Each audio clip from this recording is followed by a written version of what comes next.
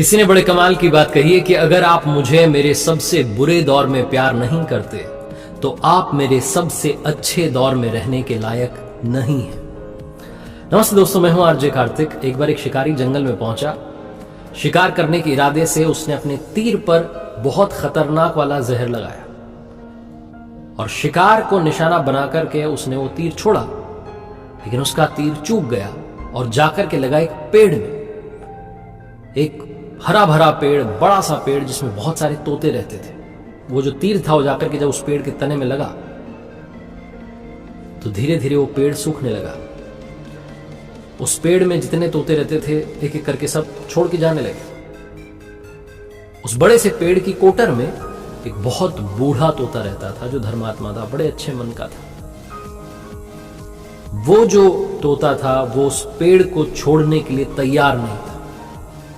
वो जाता था अपना दाना लेके, वापस आकर के वहीं बैठ जाता था, रहता वहीं था।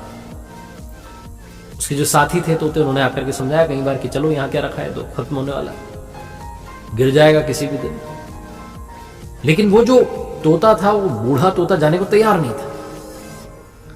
ये बात देवराजेंद्र तक पहुंची कि ऐसा एक तोता है जो एक पेड़ में जो सूखने को आया है, जिस पर जहरीला तीर लग चुका है, जो खत्म होने का है, उसमें रह रहा है। दाना लेके आता है, वापस वहीं रहता है, छोड़ नहीं रहा है, जबकि उस जंगल में बहुत सारे पेड़। देवराजेंद्र प्रकट हुए और तोते से कहने लगे, बूढ़े तोते से, कि आप बहुत धर्मात्मा हैं, बहुत अच्छे मन के हैं, लेकिन अब चले जाइए।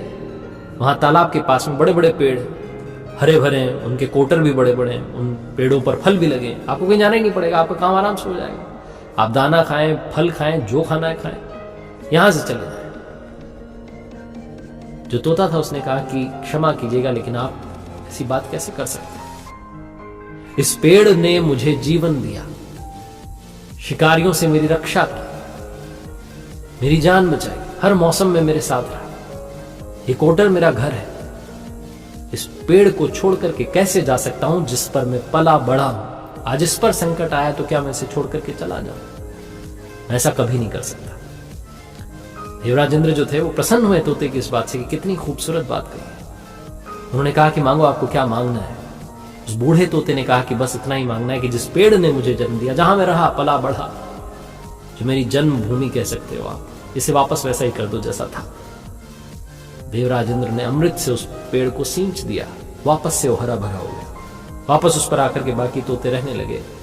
बूढ़ा तोता कुछ समय के लिए और जिंदा रहा, फिर ऊपर चला गया स्वर्ग में, क्योंकि धर्मात्मा था। छोटी सी कहानी, लेकिन समझाती ये है कि जब किसी भी इंसान का बुरा दौर आता है तो इमोशनली वो टूटा हुआ होता है, उसे किसी सहारे की जरूरत होती है, किसी की आवश्यकता होती है। अगर आप ऐसे समय में उसे छोड़कर चले जाएंगे, उससे बात नहीं करेंगे, मुंह मोड़ लेंगे कि ये तो अपने जीवन की सबसे कमजोर अवस्था में आ चुका है, कमजोर दौर में आ चुका है, तो आपसे बुरा कोई नहीं है। क्योंकि आप किसी के सुख के साथी बने या ना बने, आपको हमेशा किसी के दुख का साथी बनना चाहिए। एक बार फिर से वही बात कहूंगा जो अक्सर कहता हूं, ऊपर वाले के आशीर्वाद, अपनी मेहनत और अपनों के प्यार के साथ कर दिखाओ कुछ ऐसा कि दुनिया करना चाहे आपके जैसा।